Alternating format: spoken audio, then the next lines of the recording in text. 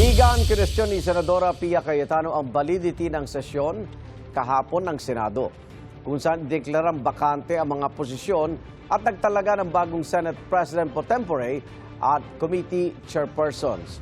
Tanong ni Cayetano, kailan pa naging quorum ang 12? Hindi raw ito mayan tulad sa kaso ng Avellino versus Cuenco noon, kung saan tinukoy ng Korte Suprema ang 12 senador bilang Senate majority. Sagot naman ni Senador Tito Soto, pwedeng maging 12 quorum kapag ang dating 24 na senador ay 22 na lang.